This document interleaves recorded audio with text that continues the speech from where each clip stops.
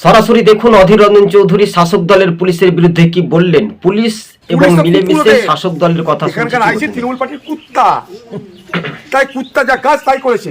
কুত্তাকে মাংস ধরে বেড়ায় পিছন পিছন, এই আইসিও ধরে বেড়াচ্ছে পিছন পিছন। না তো আইসি কথা বলে যে কোর্টের অর্ডার শুনবো না নেতার অর্ডার শুনবো। আমার কাছে নেতার অর্ডার আগে, বুঝুন মজা। তারা জানে কুত্তা ভিত্তি করতে হলে কুকুর হয়ে থাকলে আমার বড় হবো, আমার বইয়ের গয়না হবে, দানা হবে, পানি হবে, আমার বিটির গাড়ি হবে।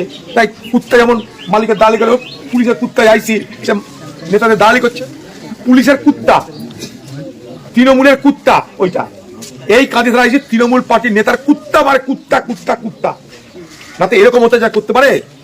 হ্যাঁ, একটা লোকের হার্ট অপারেশন হয়ে গেছে, হ্যাঁ, সকাল থেকে ওষুধ খেতে হয়, হার্ট অপারেশন, তাকে পর্যন্ত মেরে ভালো। দর্শক বন্ধুগণ দেখতে পেলেন, এই যে কান্দি থানার জানি না আইসি তিনি দালালি শুরু করে দিলেন।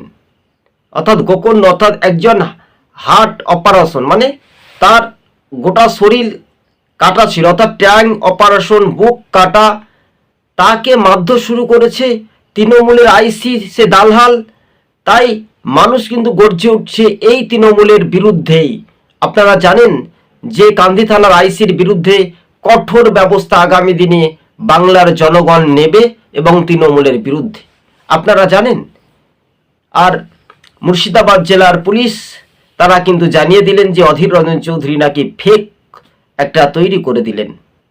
তাহলে এই যে আপনাদেরকে তো রিয়াকশনের মাধ্যমে সেই ফুটেজগুলো দেখালাম, আপনারা তাদের বাড়ি যান, সেই পরিবারকে মেরেছে কি মারেনি।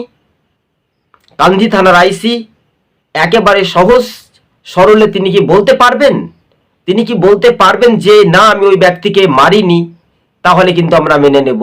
আর সেই পরিবার আগে কিন্তু বলেছে যে পুলিশ আমাকে বিনা অপরাধে বিনা দোষে মেরেছে, 2 বাড়ি লাঠি দিয়েছে।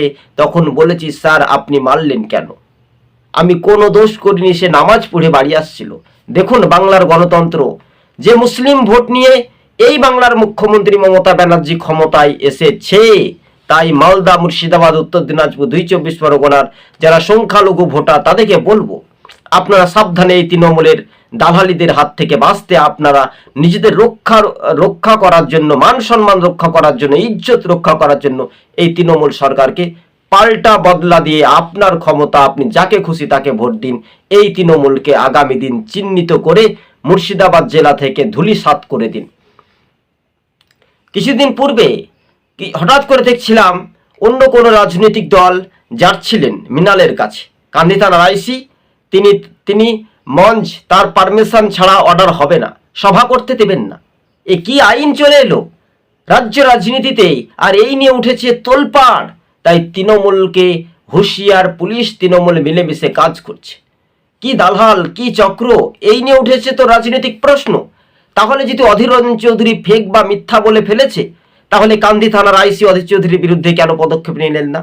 পারবেন? আপনার হিম্মত নেই। এই পুলিশ আর তৃণমূল আজ থেকে নয়, 2011 সাল থেকে, যখন থেকে তারা ক্ষমতা এসেছে বাংলায়, তখন থেকে সাধারণ মানুষ থেকে বিরোধীদের, রাজনৈতিক দলের ওপর অত্যাচার শুরু করে দিয়েছে মুর্শিদাবাদ কেন পশ্চিমবঙ্গ জুড়ে। তাই আপনাদের সঙ্গে আমরা সবুজ বঙ্গ নিউজ চ্যানেলটি তুলে ধরেছি। ভালো লাগলে শেয়ার করে পাশে থাকবেন।